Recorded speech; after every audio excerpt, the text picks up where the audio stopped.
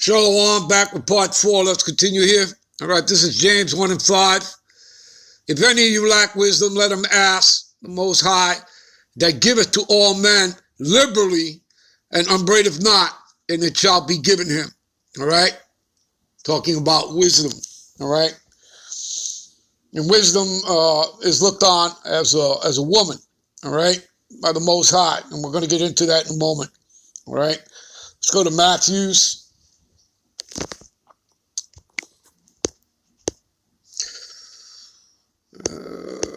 Matthew 7.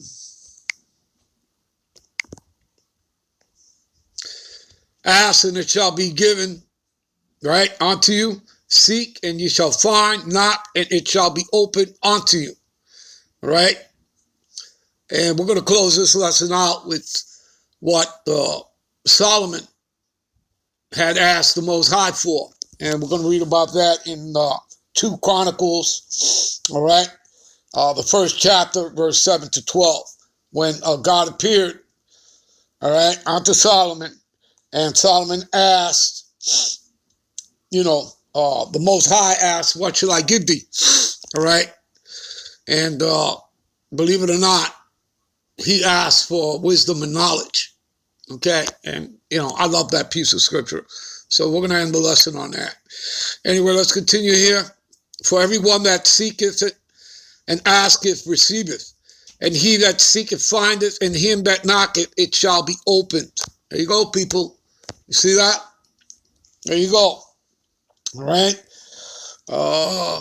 Again, James 3:17. All right. For those of you who don't know, all right. Again, the Bibles are printed here on the earth, but again, this is where it comes from, people. But the wisdom, right? Wisdom and knowledge that are contained in these scriptures, all right, don't come from man. And it doesn't come from this earth. It comes from the heavens, and this proves it. The wisdom that is from above, what is above you? The heavens is first pure. Do you understand? Pure. Before Esau, corrupts your minds, all right? Perverts and corrupts your minds. You understand that? All right? All right. All right, give me a minute. All right. This is the wisdom of Solomon, all right? Chapter 7. We'll start at verse 24. For wisdom is more moving than any motion. See, the Lord refers to wisdom as a she. Passes and goeth through all things by reason of her pureness. You see that? You understand that? For she is the breath of the power of the Most High, and a pure influence flowing from the glory of the Almighty. Therefore can no defiled thing fall into her. You see that? That's why when you read Revelations, the 14th chapter, verse 1 through 5 there, when you get to the 5th verse, 4th or 5th verse there, it says that the 144 were not defiled by women, meaning they were not defiled by other philosophies, okay? Or the rudiments of the world by men. They were not deceived. Do you understand, people? All right? For she is the brightness of the everlasting light, the unspotted mirror of the power of the Most High, and the image of his goodness. All right? And being but one, she can do all things, and remaining in herself, she maketh all things new. See that? It all starts with the renewing of your minds, people. And at all ages entering into the holy souls. See that? She maketh them friends of the Most High and prophets. Okay? For the Most High loveth none but him that dwelleth in wisdom. I repeat, for the Most High loveth none but him that dwelleth in wisdom. So if you're not dwelling in the wisdom and knowledge of these scriptures, you're in big trouble. All right? You're in big trouble and you lost. All right? Okay, what does it say in Proverbs? What is that?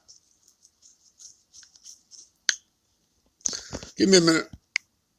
This is Proverbs 21:16. The man that wandereth out of the way of understanding shall remain in the congregation of the dead. What does that mean? Spiritually and mentally dead, from the neck up. You understand, people? All right, let's get back. All right.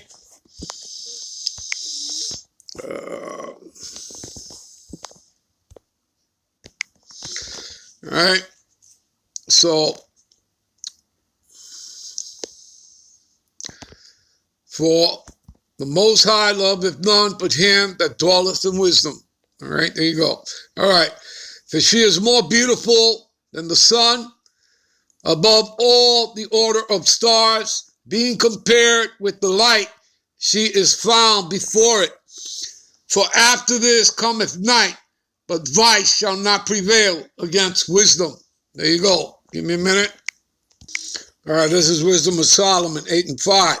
If riches be a possession to be desired in this life, right, Esau's kingdom, what is richer than wisdom that worketh all things? You understand that, people? Got that? All right. Let's jump to Escalatius. All right. Let's jump to Escalatius, the first chapter. All right. We'll start at verse 1. All right. We'll start there. All right.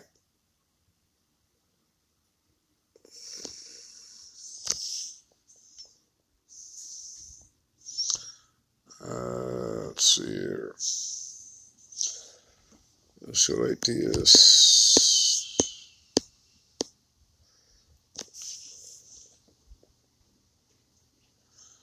All right.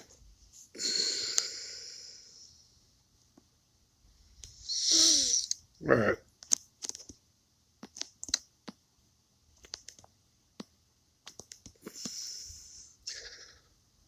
The prologue of the wisdom of Yahushua, all right, the son of Sariach, whereas many and great things have been delivered unto us by the law and the prophets and by others that have followed their steps. For the which things Israel ought to be commended for learning and wisdom, whereof not only the readers must needs become skillful themselves, but also they that desire to learn, right, to be able to profit them which are without, both by speaking and writing. My grandfather Yahushua, when he had much given himself to the reading of the law and the prophets and the other books of our fathers, and had gotten therein good judgment, was drawn on also himself to write something pertaining to learning and wisdom, to the intent that those which are desirous to learn and are addicted to these things might profit much more in living according to the law.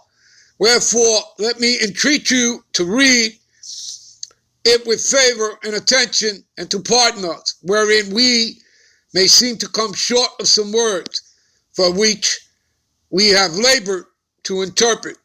For the same things uttered in Hebrew and translated into another tongue have not the same force in them. See that? And not only these things, but the law itself and the prophet and the rest of the books have no small difference when they are spoken in their own language. All right, talking about Hebrew. For in the 8th and 30th year coming into Egypt, Euergetes was the king, and continuing there some time, I found a book of no small learning, therefore bestowed some diligence and travail to interpret it, using great watchfulness and skill in that space to bring the book to an end, and set it forth for them also, which in the strange country are willing to learn, being prepared before in manners to live after the law. All wisdom cometh from the Lord, and it is with him forever. Who can number the sand of the sea and the drops of rain, the days of eternity? Okay? Who can find out the height of heaven and the breadth of the earth and the deep and wisdom? Wisdom have been created before all things, and the understanding of the prudence from everlasting. The word of the God power, the Most High, is the fountain of wisdom, and her ways are everlasting commandments. See that? You understand, people? To whom have the root of wisdom been revealed? Well, the Lord has revealed, his secrets unto his servants, the prophets, right? And we read in Amos, right? Yes, we do.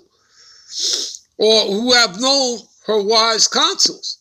And we are in wise counsel. If you're in the counsel of Yahweh Bashem Yahweh Shai, you're in the wisest counsel of all. All right? And you guys can continue on with that. I'm going to jump here. All right? Matter of fact, I'm going to jump to, let me see here. Give me a minute. All right, this is Psalms 111 and 10. The fear of the Lord Yahweh is the beginning of wisdom, and a good understanding have all they that do his commandments. You see that? You understand, people? Right? His praise endureth forever.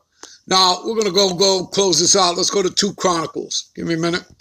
All right, this is when the Most High appeared unto Solomon, said unto him, ask what I shall give thee.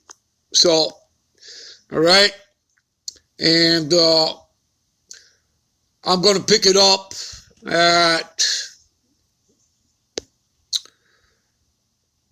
all right, I'm going to pick it up at verse 10, all right? This is what he asked for. Give me now wisdom and knowledge, that I may go out and come in before this people. That's talking about the Israelites.